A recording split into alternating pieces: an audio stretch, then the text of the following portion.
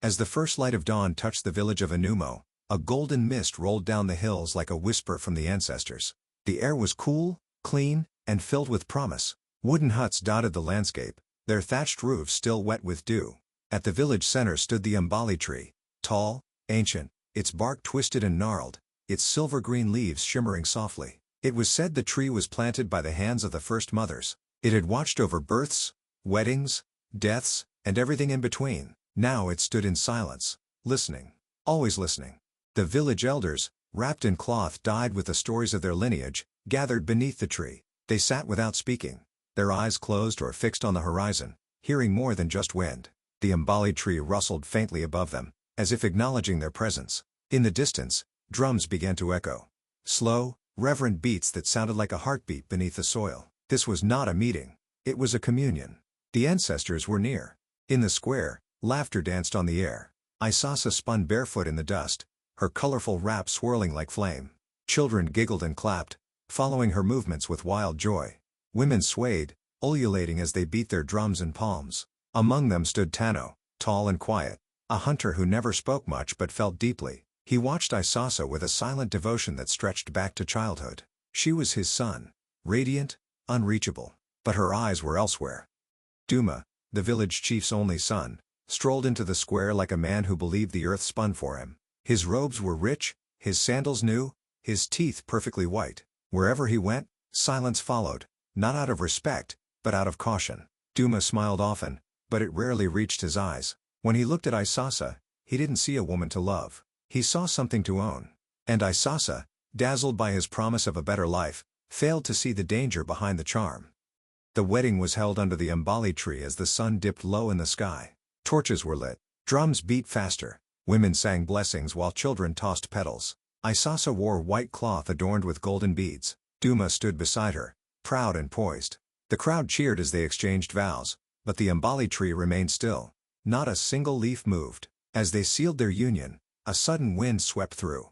Cold, hollow, strange. Some said it was a sign. Others ignored it. But the tree knew.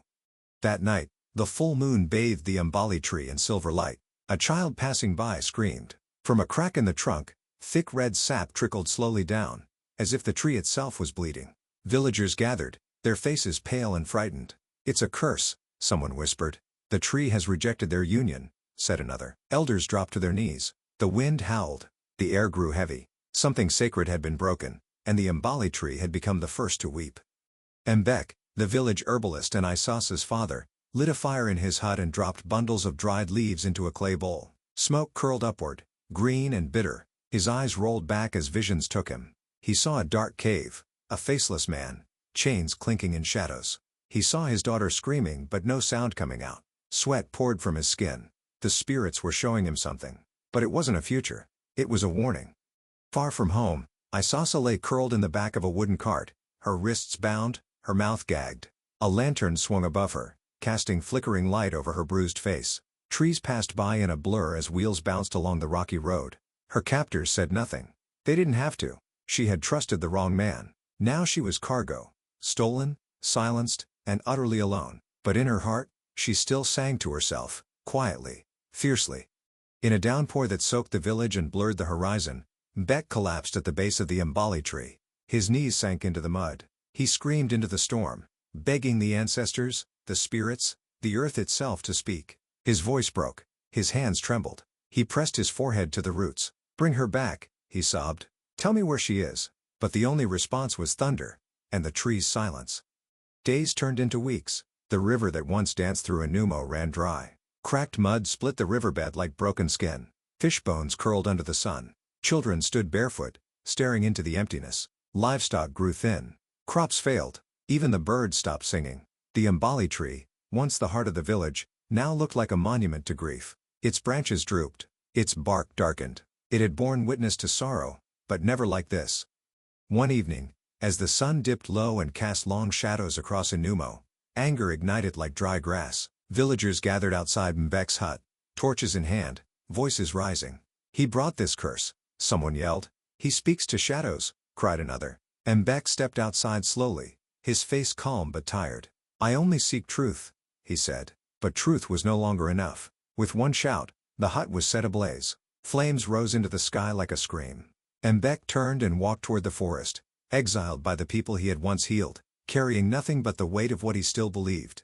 Deeper than any path dared go, Mbek found shelter in a cave hidden beneath twisted roots and thick vines. Time did not exist there. He lit a small fire and drew symbols on the stone walls, spirals, eyes, and masks.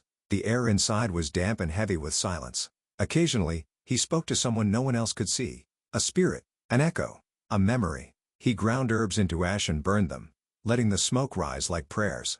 At night, he dreamed of a girl in chains, of a cave, of a tree crying blood. The spirits had not abandoned him. They were waiting. Miles away, in a noisy city orphanage where names were numbers and love was rationed, a teenage girl named Naima sat by a cracked window. Her fingers clutched a small carved stone, her only keepsake. A name was etched into it, Isasa. She didn't know why it mattered, but it always had. The moonlight touched her face. Somewhere deep in her chest, a whisper stirred. She didn't know the village. She didn't know her past. But something inside her did. Something that had never stopped calling. Before sunrise, Naima packed what little she had into a worn bag and left the orphanage without looking back. The streets were quiet. She walked fast, then ran. She didn't know where she was going, only that it was far. Every step felt right. Every mile felt earned.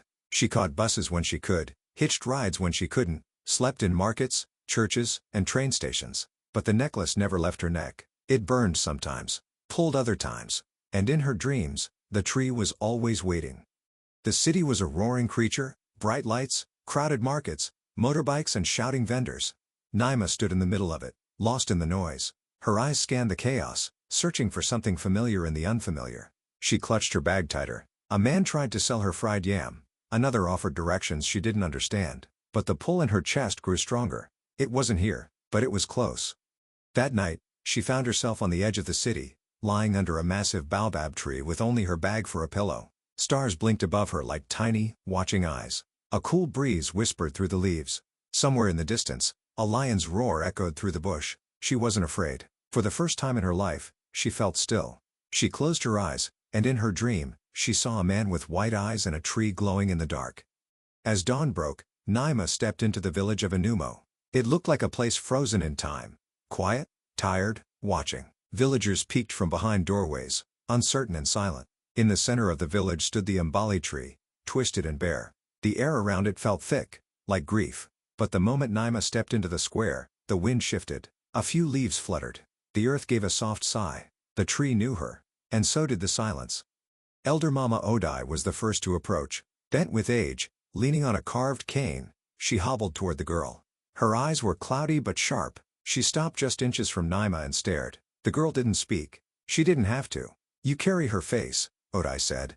Voice like sand and honey. But your eyes, they belong to the ones who listen. The cane tapped the ground once. You've come to wake the dead.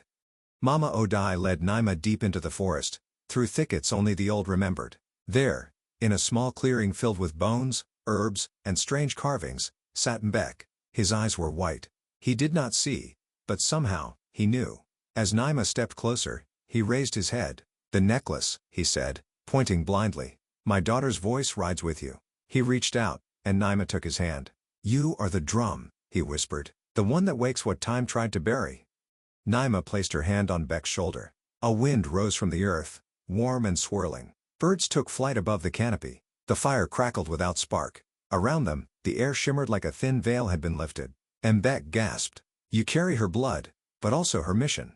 His other hand found the dirt and drew a spiral. The ancestors are listening again. The umbali tree rustled in the distance, its dead leaves whispering a name not spoken in years, Isasa. That night, beneath the ancient umbali tree, Naima and Bek began the ritual, one not spoken aloud in generations. Circles were drawn in chalk, fire pits lit with herbs and oils, and ancestral masks hung from low branches. Naima stood barefoot at the center, her mother's necklace glowing faintly. The flames flickered, not from wind but from something older, something watching. Mbek chanted in a tongue that predated memory. The tree groaned, the ground throbbed, and as the fire circled them, a voice echoed from the air itself. The blood has returned. The bond is remembered. The path is open. Guided by dreams and signs, Naima and Tano journeyed through forgotten paths until they found it, a cave hidden behind a wall of vines, buried in silence. Inside, the air was cold and damp. On a stone slab lay a bundle of bones, draped in a faded wedding cloth. Nearby, a journal lay untouched. Naima opened it slowly. The handwriting was delicate but tired. "If my daughter lives, tell her I never stopped calling her name." Tears blurred her vision. Isasa had made it this far. She had fought. She had left behind her truth. And now, it had been found. The pages told everything. Isasa had escaped the men who took her. Bloodied, barefoot, and terrified, she ran through the forest with nothing but her hope. She hid in the cave, too weak to go farther. She wrote by moonlight, her hands shaking, her voice stolen by fear. "I sang for her," she wrote, "every night, until I could no longer breathe." She died not as a victim, but as a mother still holding on. She had carved a legacy with ink and willpower. Naima sat cross-legged on the cold stone floor. The journal pressed to her heart. A single tear fell onto the final page, smearing the last word like a blessing. A sliver of moonlight broke through a crack in the cave ceiling, bathing the bones in soft silver. The silence was heavy, but not empty. She whispered, "I found you, Mama." Her voice cracked, but her spirit did not. She didn't cry like a girl. She bowed like a priestess. And the cave, once a tomb, became a place of rebirth. She returned to the village in silence. The journal still in her arms, Naima walked through the square with quiet strength. Villagers stepped aside.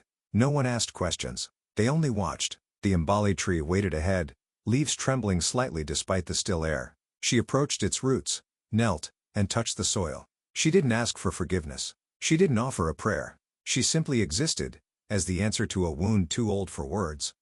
Naima planted a seed at the foot of the tree. A small, living promise wrapped in a scrap of her mother's wedding cloth. She covered it with dirt and pressed her hand firmly into the ground. Thunder rumbled somewhere distant. A soft rain began to fall, slow and steady. The air thickened with a strange peace. Above her, the Mbali tree groaned, not in pain, but in release. The ancestors, at last, had received their answer. The next morning, life returned. Tiny green shoots sprouted where the seed had been planted. Birds sang again. Children laughed under the tree's shade. The river, once cracked and dry, flowed once more. Elders wept quietly. Women sang lullabies with voices they thought they'd lost. The Mbali tree stood brighter, taller, not just a symbol of the past, but a beacon of what could grow from it. Duma stood at the edge of the village, a bag slung over his shoulder. No one stopped him. No one spoke. His power had vanished, his pride turned to dust. He walked the road alone, the same road his father once ruled. The Mbali tree stood behind him, glowing in the morning sun. It didn't curse, it didn't punish, but it never forgot. Mbek lay beneath the tree he had once begged for mercy. His breathing was shallow, but his face was calm. Naima sat beside him, holding his hand as he looked toward the sky. "I kept my promise," he whispered. "I helped her come home." His eyes closed slowly. The wind blew softly, brushing the tree's branches like fingers on a harp. And when his chest no longer rose, the tree rustled once, as if to welcome him back. Weeks passed. Naima stayed. She rebuilt her mother's hut. She turned it into a school. Beneath the Mbali tree, she taught girls how to read, how to sew, how to survive. But more than that, she taught them how to speak, how to remember. The tree, once a silent witness to tragedy, now echoed with voices, laughing, learning, rising. Naima didn't just reclaim her mother's life, she rewrote the village's future.